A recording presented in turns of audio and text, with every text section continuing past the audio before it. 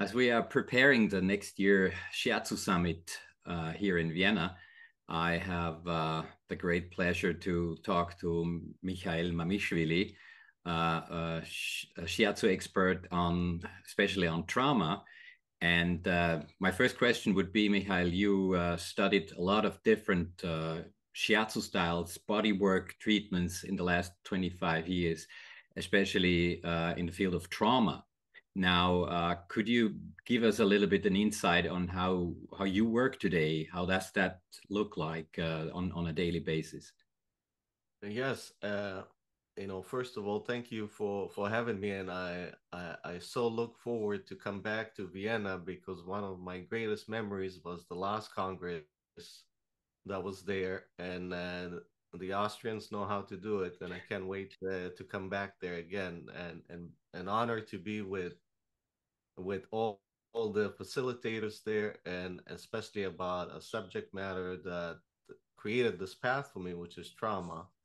Um, Briefly, I always say, we all come to this world and experience traumas, and that was the beginning of my life. I've experienced numerous traumas at a young age, and in a way, that's what awakened me in my early 20s on my healing journey. And this is where I discovered Shiatsu. Shiatsu for me was like coming home, finding a house, a foundation, tools, a language that I was already familiar with on levels for my years of using meditation to also heal my trauma. Since the age of 26, I've always attracted from the beginning people with trauma, and I had to learn at an early age, how to deal with different traumas, not just with shiatsu, finding other tools. That really fast tracked when I decided 10 years ago to create an integrative center to work with trauma with a team of practitioners. And for me, it was an intense lab of working with complex trauma and complex chronic pain, and working very, very closely with an array of different specialists, psychotherapists, hypnotherapists, naturopathic doctors, doctors of Chinese medicine, chiropractic doctors, massage therapists, you name it.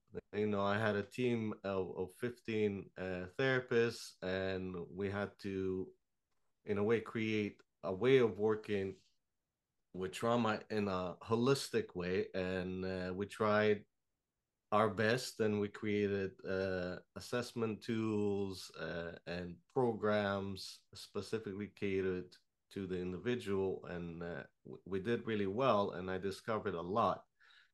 And people will fly to us from all over to try and help their complex situation. I had to run the programs, I had to co-create the programs, I had to manage the programs, train the therapists, that many of them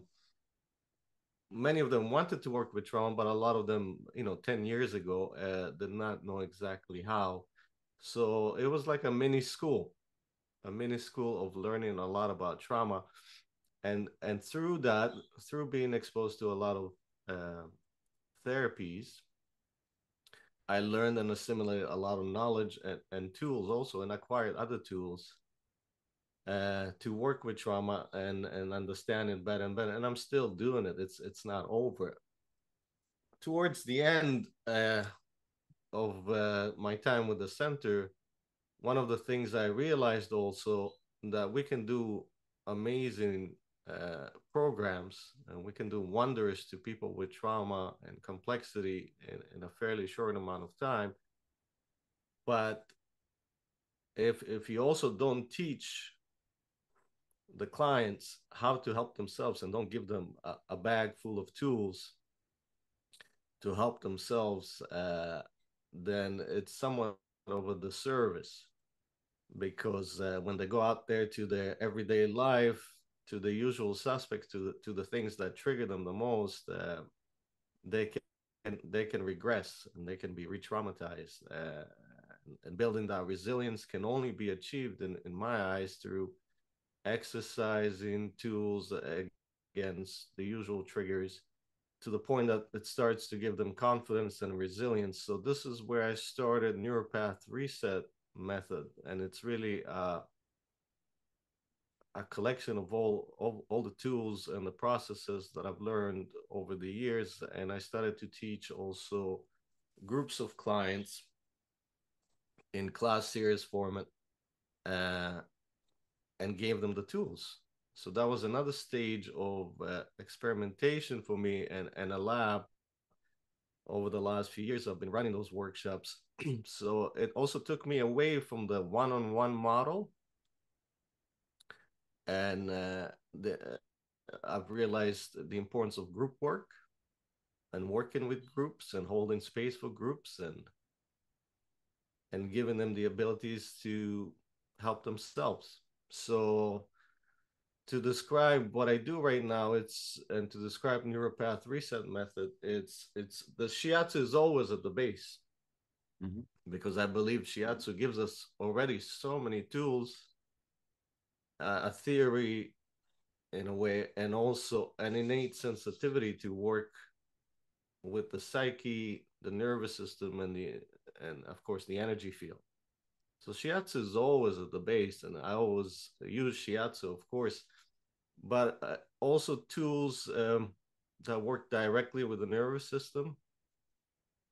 Methods that I've developed to strictly focus on the nervous system before even thinking about meridians, because in my experience also, sometimes doing Shiatsu right away can be re-triggering with certain traumas, and some people are not ready for Shiatsu therapy per se, and might even translate it as invasive. So based on those experiences, I developed other methods, body-centric methods, to start the process of working with the body. But so that's one component, the body work, but also teaching and coaching is a big aspect of what I do. Teaching certain processes, also studying with Nick Paul, and incorporating at times clean language into it. Other forms of using language and mindfulness. But coaching is a big aspect of what I do, and teaching the client about the body, teaching the client why they feel the way that they feel, about their habitual patterns that are constantly replaying themselves consciously and subconsciously and spilling into their lives. Because people also sometimes need to make sense of things, mm-hmm. And breaking it down in simplistic ways and giving them simple processes to work with in between sessions really help the process of working with trauma, and kind of also empowers them to take things into their own hands. What else? Yeah, and breath work is also a big part of it. I've studied many forms of breath works, knowing which one works for what type of trauma, what type of state is also important. Studying nutrition. Mm-hmm. So I have certain protocols and an architecture that I have developed to work with people and meet them right where they're at. Because oftentimes when people come and they don't trust themselves, they don't trust therapy, because usually they've done what I call the circuit. They've gone from one specialist to another specialist to another, mm-hmm. and they can be in this circuit for years and not getting any resolution. And oftentimes those are the type of clients that I end up working with. Somebody refers them, either a therapist or psychologist or a friend or a family member, or they've heard about me through some of the outreach programs that I've done in the community, and classes, workshops, and they come to me, and they're not trusting. So and they're confused, and sometimes they're on the brink of losing hope, Mhm. and they feel helpless. So building an architecture for them and breaking it down for them in simple stages is what I'm really good at doing. Okay. And a lot of it is just having a lot of clarity around how to approach trauma, and projecting that clarity to them in simplistic ways, and in measurable ways, in tangible ways. And this is the process where they start to trust. And eventually, the key is to embody the trust, not just to trust me or to trust the therapy, but to bring them to a point of embodying trust. And that's one of the principles that I work with a lot is what's the embodiment of trust? What does it do? What are the tangible end result of embodying trust? What does it look like in the posture? What does it look like in the mind? What does it look like when you're out there in the world, in your relationships? Mhm. So in a nutshell, this is neuropath reset. Okay. So you were using a quite a beautiful expression there, coming home. You said you felt coming home when you did the shiatsu. How important is it for people that come to see you to feel this coming home, this to be safe? How would you describe this? How do you do that they feel safe? That's an incredible important issue, I guess. And I'll break it down to two ways. When we had our center, when people 10 years ago, especially, maybe now it's changing. There are not many places that you can go to a center to work with trauma. I can speak for Canada here. I mean, the traditional way was to go to a psychologist office or psychiatrist office or some form of counseling.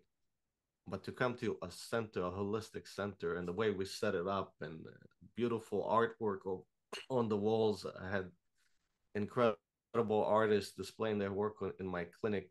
It was really like coming to a spiritual place. And many people, when they came in, they already felt something was already starting to work with them. So the setting, the environment, of course, can be so powerful. And some people even started to cry as soon as they walked through the doors. Some people even said out loud, "Oh, finally," as if they've been searching for this place for a long time.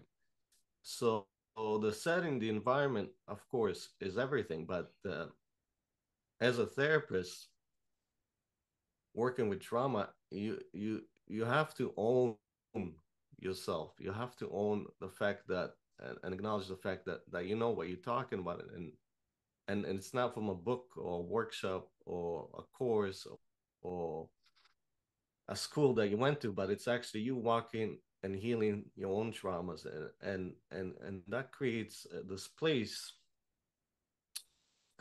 on a subconscious level that when people come to your space, they feel safe.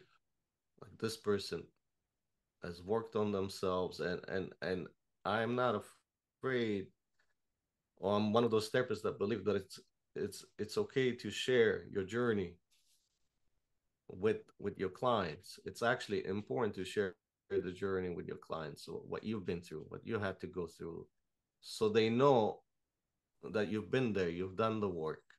You don't just have a diploma behind you, but you actually done the work. You understand them, you understand the path.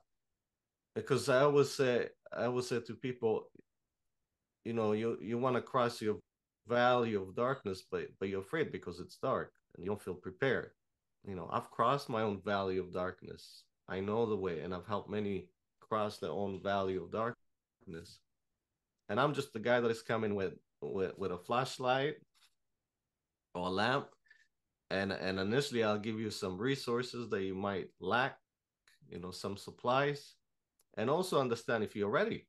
Maybe you're not ready yet, because this is a journey. This is not just a one time thing, or a 1 week thing. This could take time, and I, as a therapist, can take that responsibility of of being truthful with you if you're not ready or not. And if you're not ready, we're not ready to start. But if you are ready, this is what we will require for this journey. This is the supplies and the resources that you have right now. And if you don't have them, we're gonna start to work from there to give you the supplies. And oftentimes it's just nourishing them initially, because a state of trauma can be so depleting. Mm-hmm. People want to change, but they don't have the innate energy to change. Many of them are burnt out by this persistent state that creates hypervigilance, right? So oftentimes it's not that they don't want to change, they just don't have the energy to change, and they don't have the resources to change the raw materials, The raw and materials. Yeah. yes, yes. And oftentimes that's why I like to use metaphors and be very, very visual, and many relate to those metaphors, and I can use those metaphors with confidence, because it's a path that many of us have to take, Yes. even though our traumas could be quite different, but the path to healing trauma is very similar. So It's very speaking similar. That so speaking Yeah. of metaphors, you used the word flashlight. So what would the flashlight look like? The participants can expect from you, from your lecture here in Vienna at the summit next year.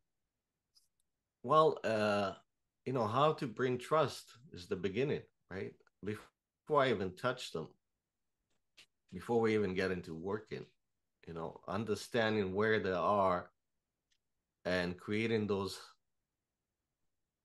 helping them create those healthy boundaries that they lack, because people with trauma suffer with boundaries, either they're permeable or non-existent, or the boundaries are so flex that they build walls, right? And build these protective mechanisms that they come with. And so initially, it's all about establishing trust and teaching them how to embody it. And once they experience it, once you can create an experience for them that is tangible, a kind of before and after experience. This is what your boundaries are like. This is the state that you're operating under, physically, mentally, emotionally, and even spiritually. And these are the consequences of the pressures that you feel constantly, internal and external pressures.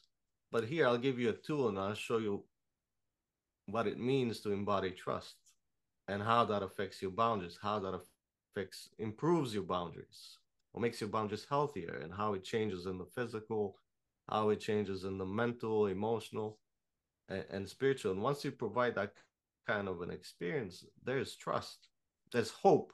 So the flashlight is trust and hope, because I'm asking you to walk with me into your darkness.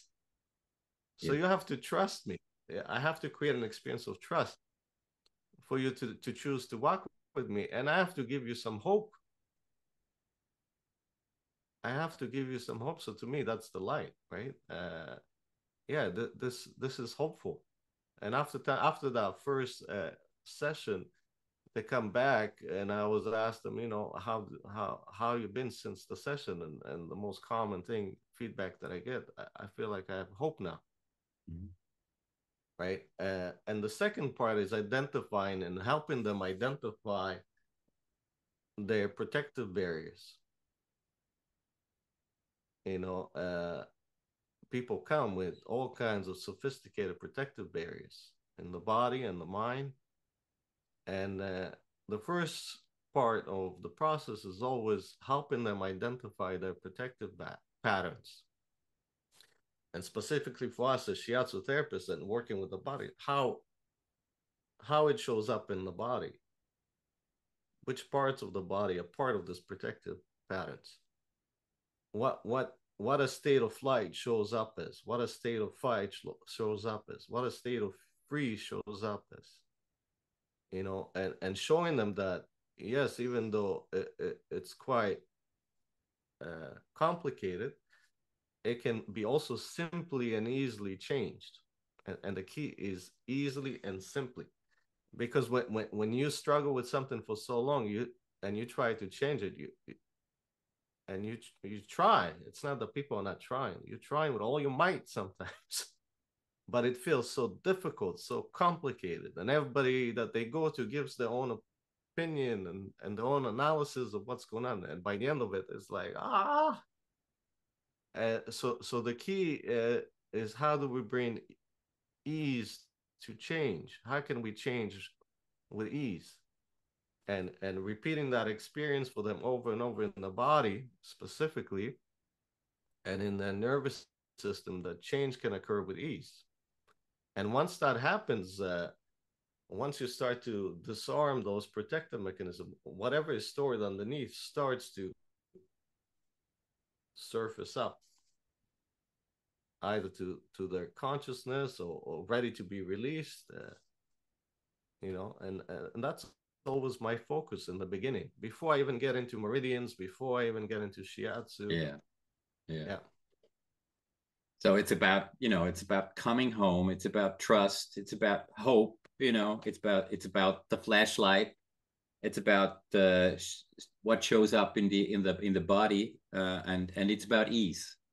So that's Yes. probably what we can expect from you next year in Vienna. So I think these are quite nice, also metaphors at the end, and Yes.